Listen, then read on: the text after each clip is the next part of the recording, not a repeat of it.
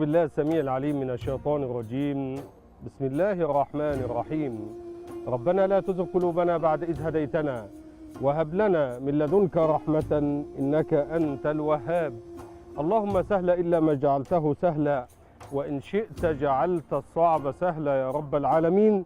ألف بين قلوبنا، حببنا في بعضنا، انزع الغل والحقد والحسد والكراهية من بيننا.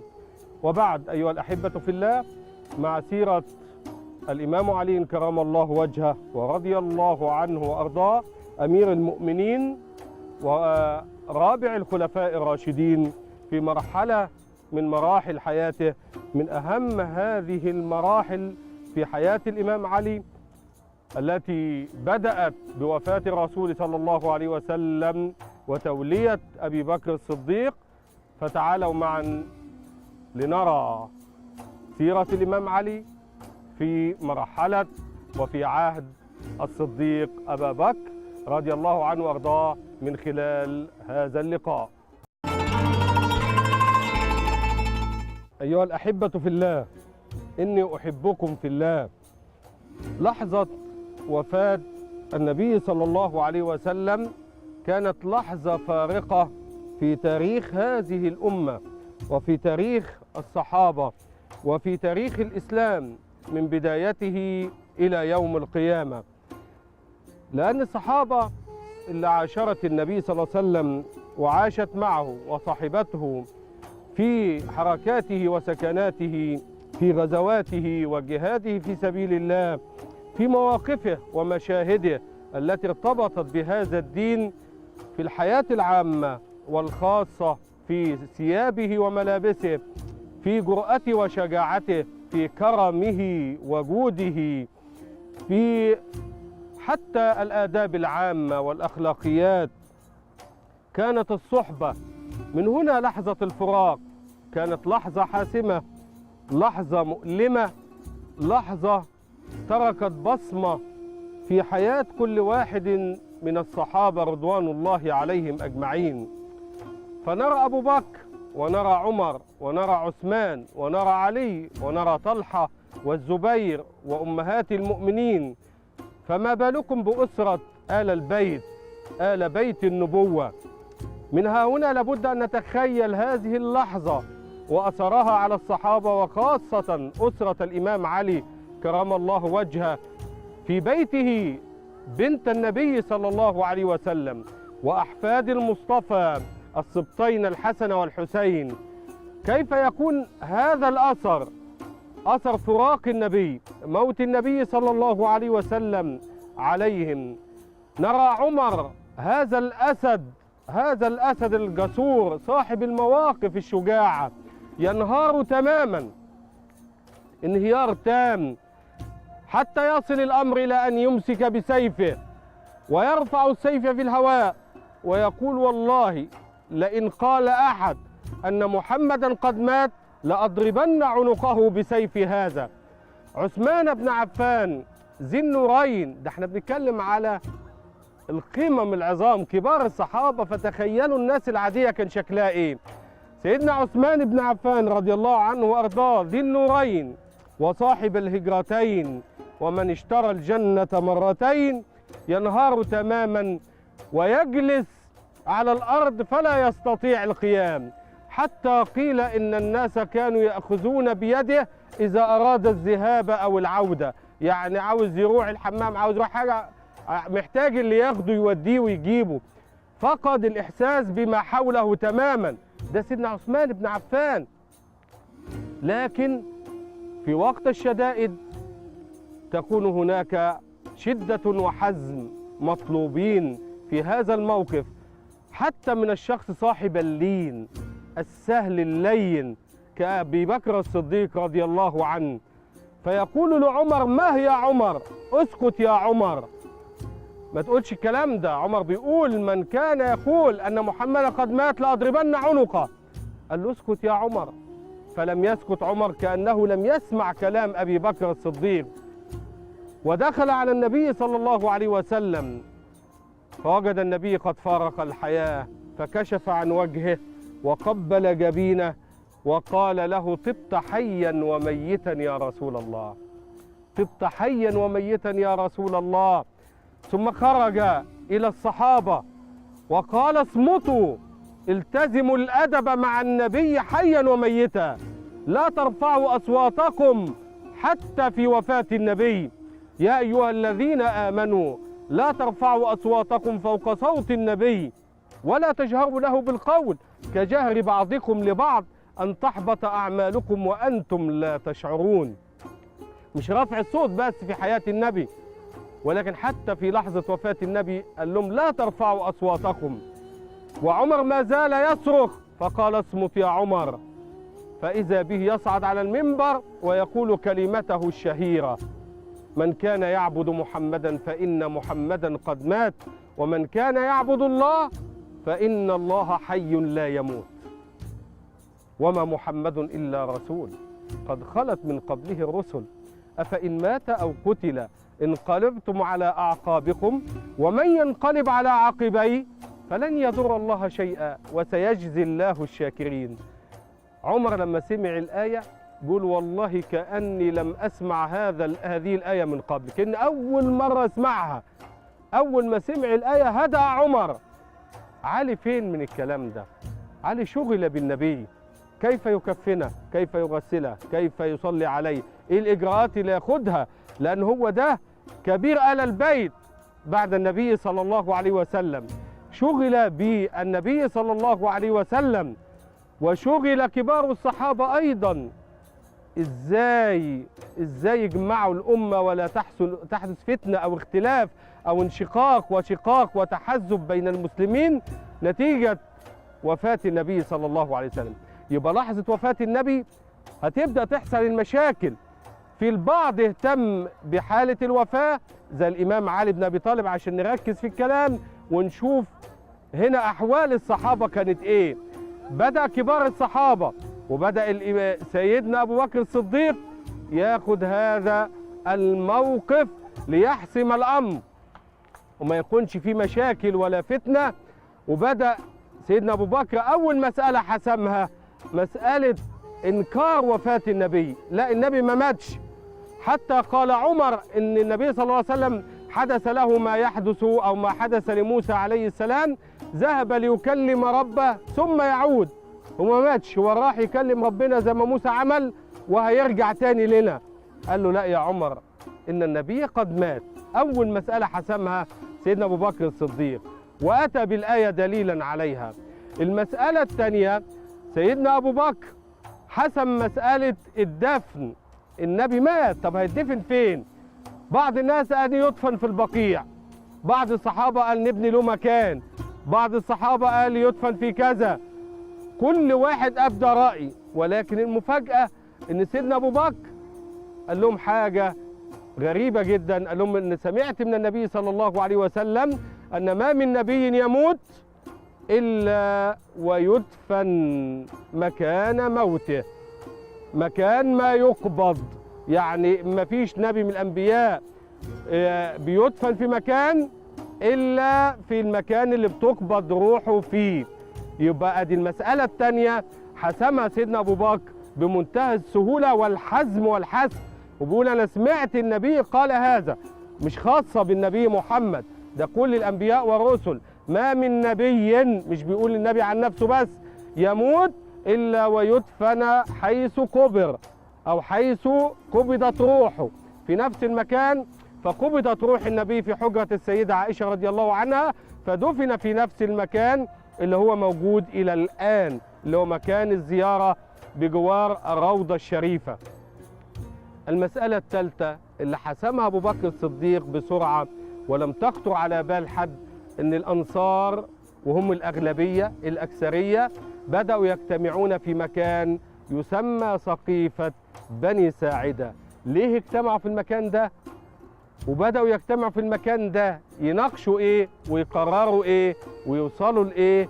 يوصلوا الأمر خطير جدا. عاوزين تعرفوه وتتابعوه، تابعونا ولكن بعد الفاصل.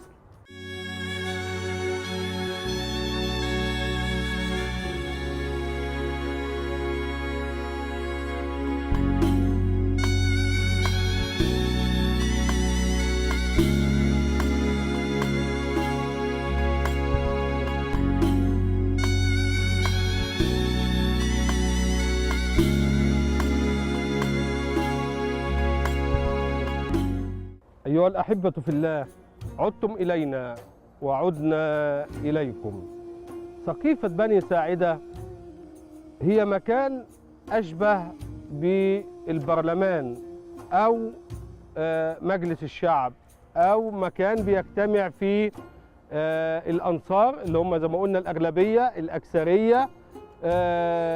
دول كان لهم مكان زي دار الندوة بالنسبة لقريش في مكة، فكل قبيلة كان لها مكان بيجتمع فيه زي مضيافة، زي شيء من هذا القبيل يجتمع فيه أهل الحل والعقد، مش الناس كلها بتجتمع فيه. وهو أشبه في وقتنا وفي عصرنا الحالي بالبرلمان أو مجلس النواب أو مجلس شورى. دي سقيفة بني ساعدة، هي اسمها كده بس نتخيلها بالشكل المعاصر اللي احنا بنتكلم فيه، إنها مكان بيتشاوروا فيما بينهم ليقرروا قرارا أو قرارات مهمة تخصهم في السلم أو في الحرب. فاجتمع الأنصار، مش المسلمين، مش المسلمين كلهم، لأن كان في فريقين كبار اللي هم المهاجرين والأنصار في المدينة المنورة. المهاجرين أقلية، الأنصار أغلبية وأكثرية، هم أهل البلد، أهل البلد الأصليين، أهل المدينة المنورة. فاجتمعوا، يبقى النبي صلى الله عليه وسلم ما زال لم يدفن، النبي لسه لم يدفن، والصحابة كبار الصحابة مشغولين في عند حجرة سيدة عائشة. ماذا يفعلون في وفاة النبي صلى الله عليه وسلم؟ ماذا يفعلون بعد وفاة النبي؟ هيدفنوا النبي ازاي؟ هيدفنوه فين؟ البعض لسه منكر ان النبي مات الى اخره، الصورة اللي احنا قلناها قبل الفاصل. لكن الصورة هنا مختلفة في سقيفة بني ساعدة، بيبحثون فيما بينهم، بيبحثوا ويدوروا ويتناقشوا في من يتولى الخلافة بعد النبي. ادي الخطورة بقت جت هنا. هم قالوا فيما بينهم نحن أحق بالخلافة من المهاجرين، فنحن الذين استقبلنا النبي في بلادنا، ونحن الذين ناصرناه، ونحن الذين آويناه، ونحن الذين دافعنا عن النبي، ونحن حراس العقيدة، دافعنا عن الإسلام بأرواحنا وأبنائنا وأموالنا وبلادنا، يبقى احنا أحق بالخلافة. فنبدأ نختار خليفة من الأنصار يتولى الخلافة بعد النبي صلى الله عليه وسلم. هذا الأمر، المحادثات دي والنقاش في سقيفة بني ساعدة، الخبر بتاعها وصل لسيدنا عمر. فسيدنا عمر جه لأبو بكر الصديق قال له نسيب كل حاجة دلوقتي، الحق بالناس يا أبا بكر. قال له في إيه؟ قال له سوف تحدث فتنة عظيمة، في فتنة كبيرة أوي تحصل، انشقاق، لأن الأنصار عاوزين يعملوا خليفة، المهاجرين هيطلعوا يقولوا لا ده احنا عاوزين خليفة من عندنا، وبالتالي النبي هيبقى لسه موجود لم يدفن، والمسلمين هتحدث بينهم فتنة عظيمة وشقاقات واختلافات. فقال له سيدنا عمر على طول أدرك خطورة الموقف وقال له يا أبا بكر الحق بالناس فيحدث كذا في سقيفة بني ساعدة كذا وكذا. سيدنا عمر خد سيدنا أبو بكر وذهب إلى سقيفة بني ساعدة. هنا لما وصلوا سقيفة بني ساعدة دخلوا لها الأنصار مجتمعين وبيتكلموا، فعمر قال لهم، سيدنا عمر، بما كنتم تتحدثون؟ قالوا نتحدث في أمر الخلافة، من سيخلف النبي في الحكم؟ النبي كان نبي ورسول، لكن دلوقتي إن النبي قد مات، فمن الذي يخلفه؟ فسيدنا عمر وأبو بكر واقفين، قالوا له نحن أحق بالخلافة من المهاجرين، فلئن كان النبي من المهاجرين من مكة فخليفة النبي من الأنصار، لأن احنا الذين آوينا النبي ونصرناه وفعلنا كذا وكذا وكذا. فإذا بأبي بكر يقول لهم نعم أنتم فعلتم كذا وكذا وكذا يا معشر الأنصار، ولكم أيادي بيضاء على هذا الدين، ولكن هذا الأمر فينا، أمر الخلافة في المهاجرين فينا نحن، ومعي رجلان اختاروا فيما بينهما، إما عمر بن الخطاب وإما أبا عبيدة بن الجراح، اختاروا واحد من الاثنين ليكون خليفة للنبي صلى الله عليه وسلم. ده كلام مين؟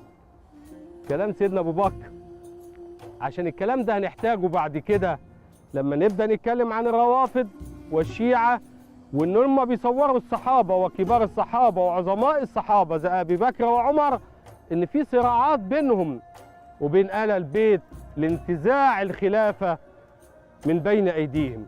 لا، أبو بكر الموضوع في إيده أهو، ومع ذلك بيقول ما بيطلبش الأمر لنفسه، بيقول والله أفضل واحد من اتنين يمسكوا الخلافة إما عمر وإما أبو عبيدة بن الجراح، اختار واحد فيما بينهما.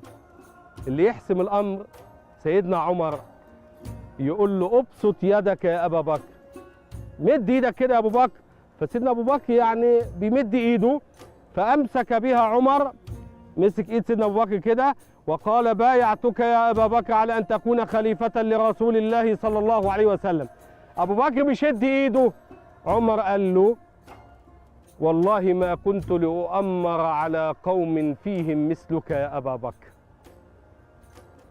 شوف العلاقة بين الصحابة شكلها ايه. بيقول لا يمكن ابدا ولا يمكن اتخيل في يوم من الايام ان انا ابقى امير على امة، حاكم على امة فيهم مثلك يا ابا بكر. ازاي انا؟ ما ينفعش، لازم انت خليفة رسول الله صلى الله عليه وسلم. وابا عبيدة مسك ايد ابو بكر، بايعتك يا ابا بكر على الخلافة. فهب الانصار واقفين. ده بيوريك بقى ايه قدر ومقدار ومكانة سيدنا أبو بكر عند الأمة. قاموا كلهم مرة واحدة، واحد بعد الآخر يمسك يد أبو بكر ويبايعه على الخلافة. إذا النبي مات ولم يحدد من الخليفة من بعده، مين اللي يمسك خليفة. ما قالش فلان الفلاني، ما كتبش جواب، ما كتبش ورقة، ما كتبش كتاب لأيا كان، لأبي بكر أو عمر أو عثمان أو علي أو عبد الرحمن أو طلحة أو الزبير. حتى عظماء الصحابة دول 10 مبشرين بالجنة، سيدنا النبي ما كتبش لأي واحد منهم بما فيهم الإمام علي. وتحدثنا فيما سبق عما يسمى بحديث الرازية. ومنها هنا الصحابة كان يؤثر بعضهم بعضا، وحاسين ان الخلافة نوع من البلاء والابتلاء، وكل واحد منهم يدفع هذا الأمر عن نفسه. كل واحد مش عاوز الموضوع. أبو بكر عاوز يديه لعمر، عاوز يديه لأبو عبيدة. عمر وأبو عبيدة مدركين خطورة الموقف، وأن الأصلح في أمر الخلافة لابد أن يعود إلى أبي بكر الصديق. سيدنا أبو بكر رجع من سقيفة بني ساعدة وحسم أمر الخلاف، وبدأ يجمع الأمة، وبدأ يمشي في إجراءات الخلافة. فعاد إلى المسجد النبوي وبدأ هنا يتحدث عن البيعة. هل الناس، البيعة اللي هي الانتخاب، هل الناس هتبايع سيدنا أبو بكر ولا لا؟ لكن هنا كان في دور للإمام علي، والزبير بن العوام تدخل فيه الشيعة بشدة، وقالوا إن كل الناس بيعت أبو بكر ما عدا علي والزبير.